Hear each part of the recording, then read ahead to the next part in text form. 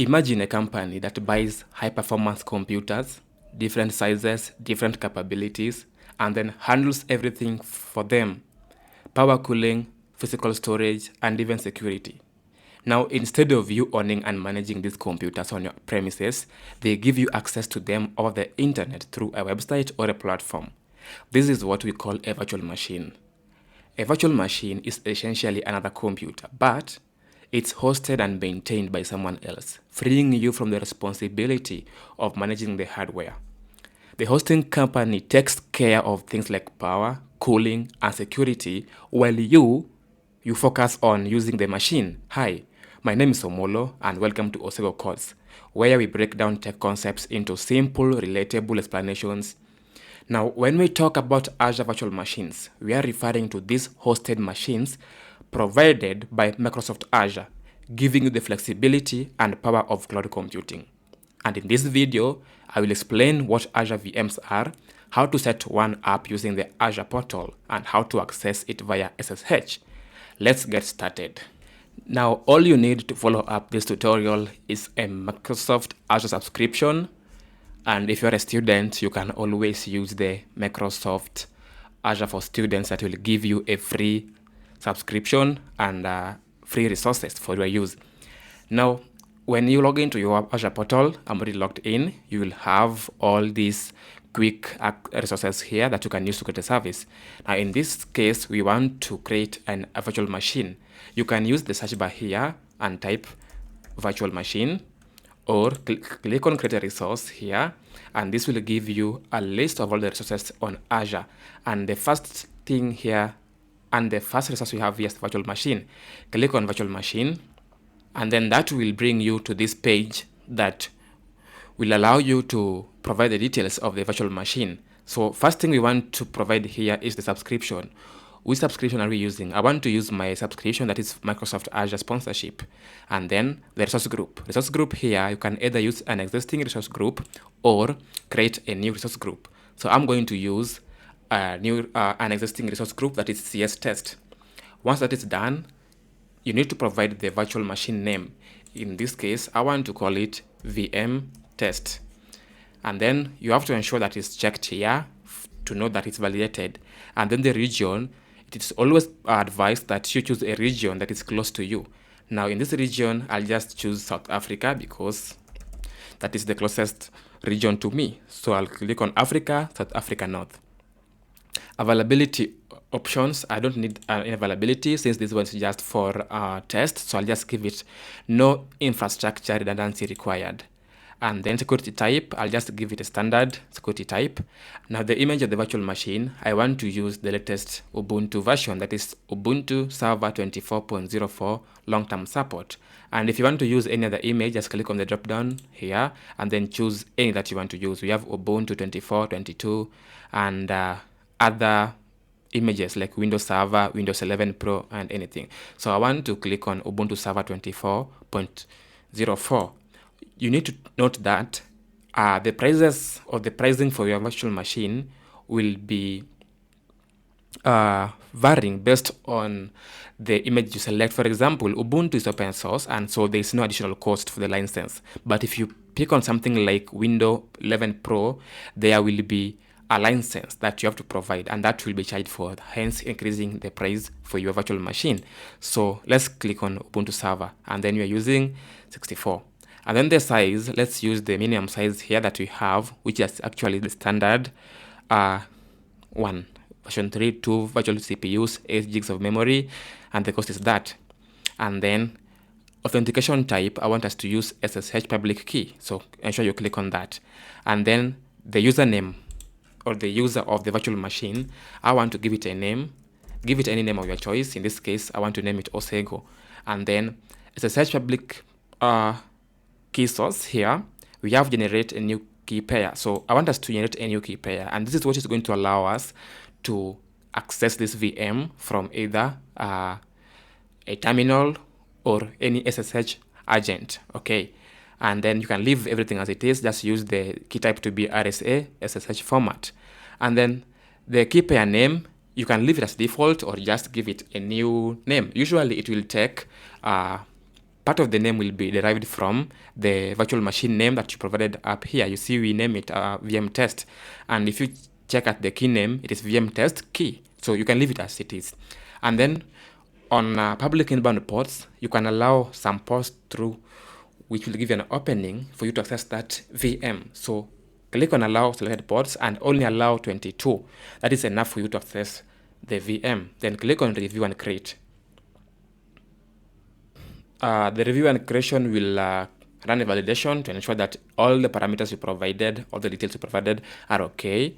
And then if everything is validated, you'd be allowed to proceed and click on create to create the virtual machine. Good, now the validation is passed. So the next you want to do is click on create.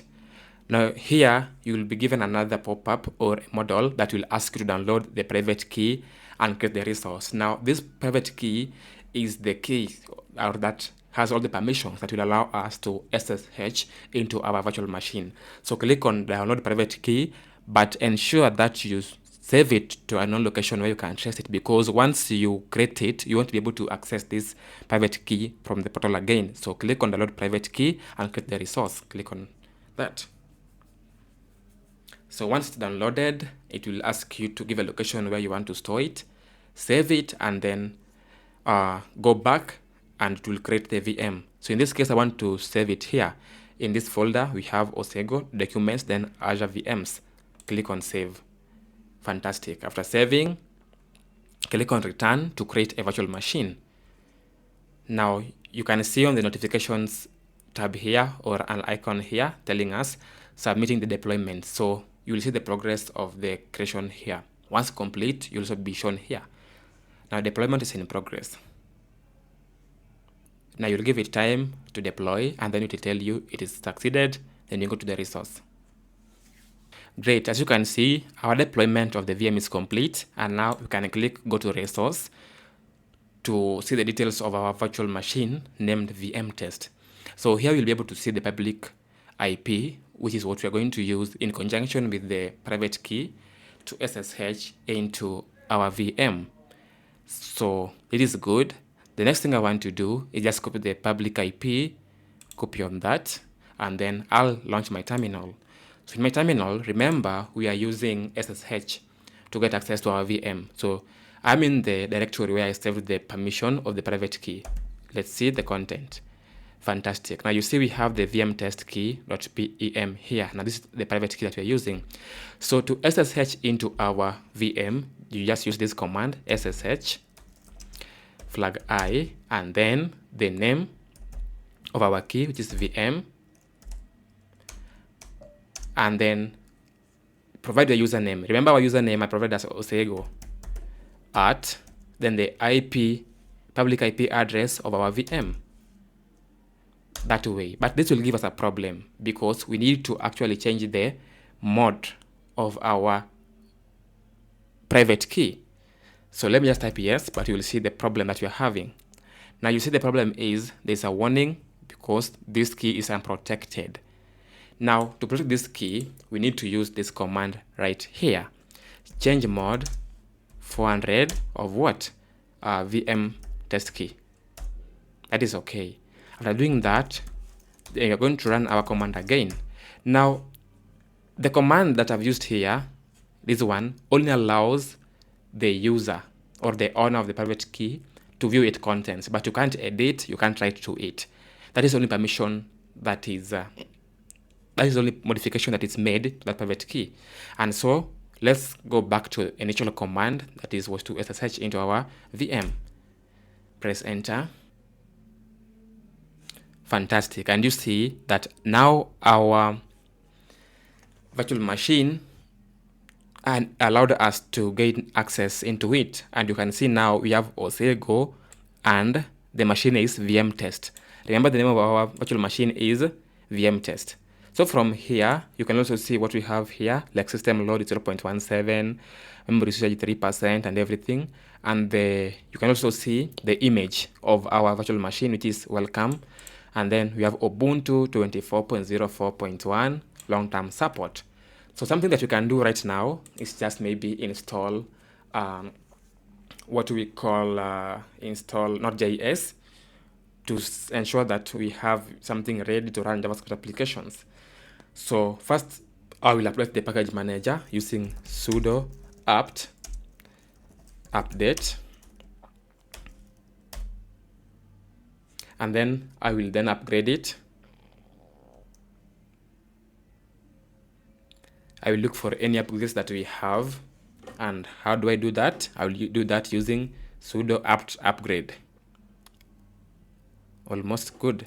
Sudo apt upgrade. Then we can say yes to everything.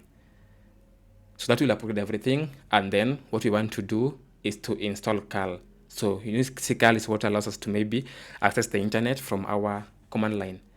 So to install,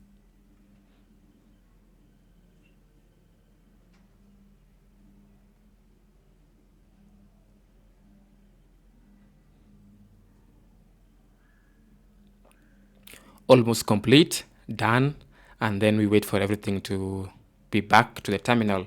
And then to install curl, just paste this command here, sudo apt install curl, then everything just say yes. Fantastic. So we already have curl installed, as you can see. The next thing we want to do is to add the node source repository. Let me just copy the command and paste it right here to avoid wasting time typing it. Press enter. So that will fetch it and add it. And then after that, the next thing we're going to do is to actually install Node.js. Copy that command and just paste it here. Sudo apt install everything, then Node.js. So that will install Node and also install npm. Remember, when installing Node.js, it also comes bundled with npm. So once it is complete, we can just verify their versions and verify the version of also npm. So Node version 20.18.2. What about npm version 10.8.2? Thank you guys for watching this video. Stay tuned because I will be releasing more virtual machines videos in the coming days. Osoko Codes signing out.